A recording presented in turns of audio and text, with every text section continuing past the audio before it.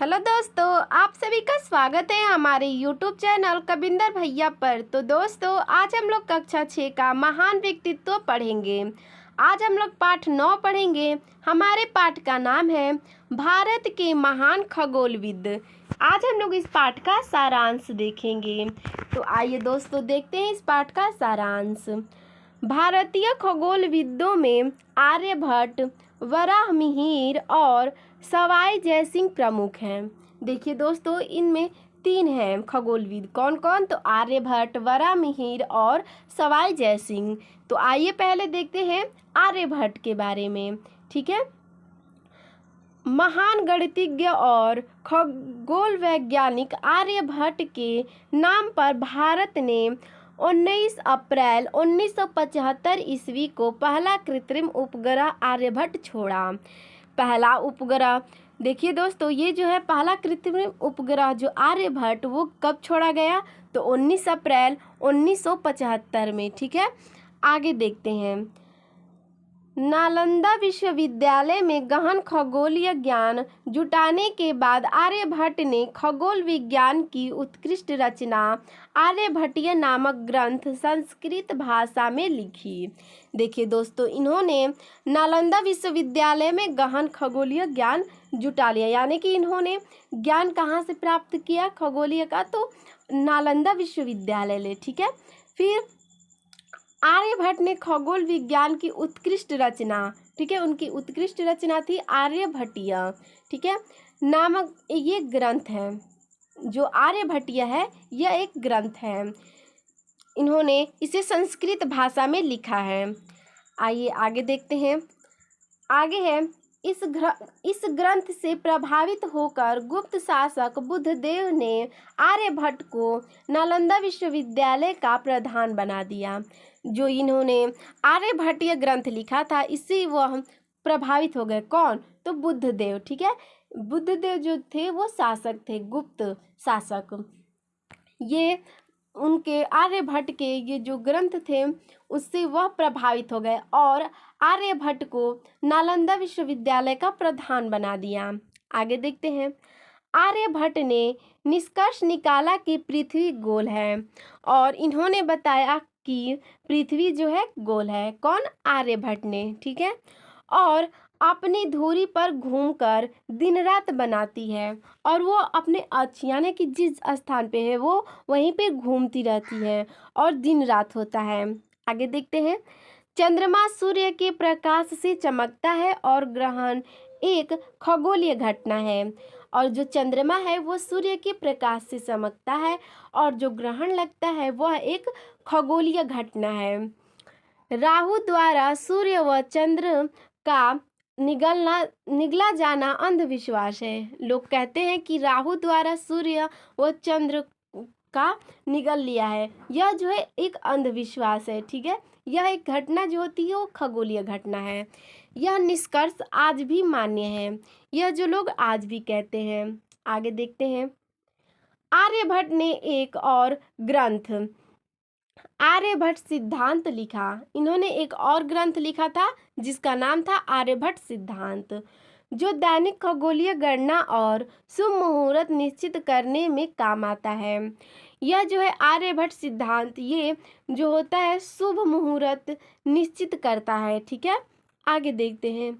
आज भी पंचांग बनाने में आर्यभट्ट की खगोलीय गणना काम आती है और पंचांग बनाने में इनकी जो है खगोलीय गणना में काम आती है। ठीक है। आगे देखते हैं। आगे हम लोगों के हैं एक खगोलीयविद वराहमिहिर। तो आइए इनके बारे में देखते हैं। ये सम्राट चंद्रगुप्त विक्रमादित्य के राज्य ज्योतिषी थे। ये कौन थे वराहमिहिर? तो ये चंद्रगुप्त विक्रमादित्य के जो राज्य ज्योतिषी थे, जो राज्य में ज्योतिषी रहते हैं, ये चंद्रगुप्त विक्रमादित्य के थे। ठीक है। कौन? वराहमिहिर। आगे देखते हैं। इनके बचपन का नाम मिहिर था। ठीक है। वराहमिहिर के बचपन का नाम मिहिर था। तो आइए देखते हैं इनका वराहमिहिर नाम कैसे पड़ा। मगध राज्य का सबसे महान पुरस्कार वराह का चिन्ह मिलने पर इन्हें वराहमिहिर का नाम जाने लगा। ठीक है। अब इनका नाम बचपन का मिहिर था, लेकिन मगध राज्य का सबसे महान पुरस्कार इन्हें मिला था वराह का चिन्ह, ठीक है, जिससे इन्हें वरामिहिर कहा जाने लगा। आगे देखते हैं।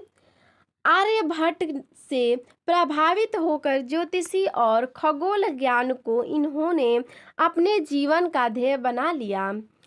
शिक्षा पूर्ण करने के बाद ये विद्या और संस्कृति के केंद्र उज्जैन आ गए। देखिए दोस्तों, संस्कृति का केंद्र किसे कहा जाता है? तो उज्जैन को कहा जाता है, ठीक है। आगे देखते हैं।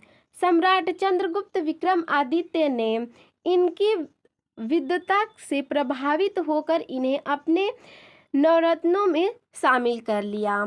जो सम्राट चंद्रगुप्त विक्रमादित्य थे, इनके जो ज्ञान को देखकर वो प्रभावित हो गए और इनके अपने नवरत्नों में शामिल कर लिया।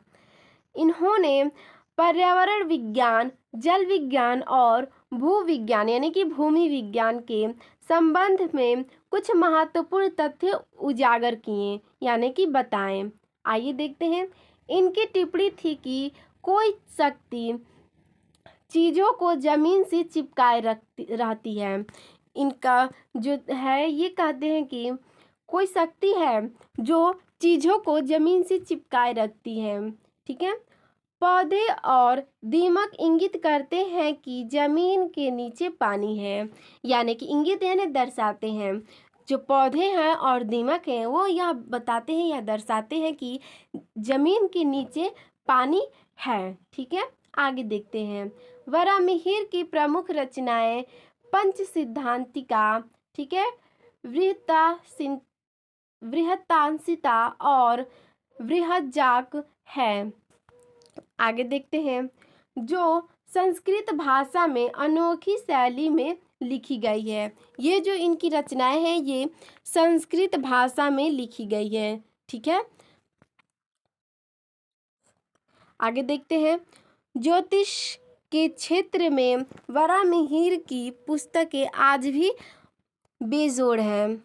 आगे देखते हैं। अगले हैं हम लोगों के खगोलीयविद सवाई जयसिंह। आइए इनके बारे में देखते हैं। खगोल शास्त्र में राजा जयसिंह की रुचि थी, ठीक है। इस कारण ये बाद में महान खगोलविद और गणितज्ञ के रूप में प्रसिद्ध हुए। इनकी रुचि किसमें थी? तो खगोल शास्त्र में थी, जिसके कारण ये महान खगोलविद और गणितज्ञ के रूप में प्रसिद्ध हो गए। ये 13 वर्ष की उम्र में आमेर की गद्दी पर बैठे। यह कितने वर्ष की उम्र में आमेर की गद्दी पर बैठे थे? तो 13 वर्ष की। आगे देखते हैं। 1701 ईस्वी में औरंगजेब ने इन्हें सवाई की उपाधि में सम्मानित किया। इन्हें सवाई की उपाधि औरंगजेब ने कब दी थी? तो 1701 ईस्वी में। इन्होंने अपनी राजनैतिक स्थिति सुदृढ़ करके खगोल शास्त्र का ज्ञान अर्जित किया, ठीक है। इन्होंने अपने दरबार में खगोलविदों की गोष्ठियाँ की। आगे देखते हैं। इन्होंने पुर्तगाल, अरब और यूरोप से खगोल से संबंधित पुस्तकें, संहिताएं और सारणियाँ इकट्ठी की।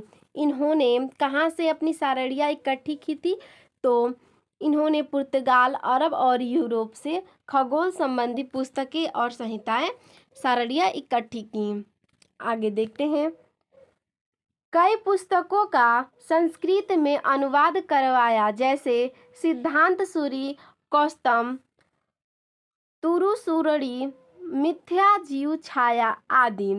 सवाई जयसिंह ने यूरोप से दूरबीन मंगाई। इन्होंने दूरबीन कहाँ से मंगाई थी? तो यूरोप से। और खगोलीय पर्यवेक्षण के लिए अपनी दूरबीन का निर्माण शुरू करवाया। 1724 ईस्वी में दिल्ली में जंतर मंतर वेधशाला का निर्माण किया गया। जंतर मंतर वेधशाला का निर्माण कब किया गया? तो 1724 ईस्वी में। कहाँ पे? तो दिल्ली में, ठीक है। यह प्रश्न किया जाता है। आगे देखते हैं। इसका उद्देश्य विज्ञान को लोकप्रिय बनाना था। जो जंतर मंतर वेधशाला है, इसका उद्देश्य यह था कि विज्ञान को लोकप्रिय बनाया जाए, यानी कि लोगों के लिए प्रिय बनाया जाए। राजा जयसिंह ने ईंट और चूने के विशाल उपकरण बनवाए और गहन अध्ययन एवं शोध के बाद खगोल विज्ञान के क्षेत्र में कई तथ्य दिए। दिल्ली और जयपुर की वेधशालाएं, जंतर मंतर इसकी उदाहरण हैं। ठीक है, जो इनके उपकरण थे वो ईंट और चूने के विशाल थे, मतलब विशाल मतलब बहुत बड़े थे। ठीक है, इन्होंने इसका गहन अध्ययन किया और इसके बारे में जांच की, यानी शोध किया। फिर इसके बाद खगोल विज्ञान के क्षेत्र में कई तथ्य दिए। इसमें दिल्ली और जयपुर की वेधशालाएं जैसे जंतर मंतर इसके उदाहरण हैं। ठीक है, तो दोस्तों आपको हमारा यह वीडियो कैसा लगा हमें कमेंट में ज़रूर बताइएगा। धन्यवाद।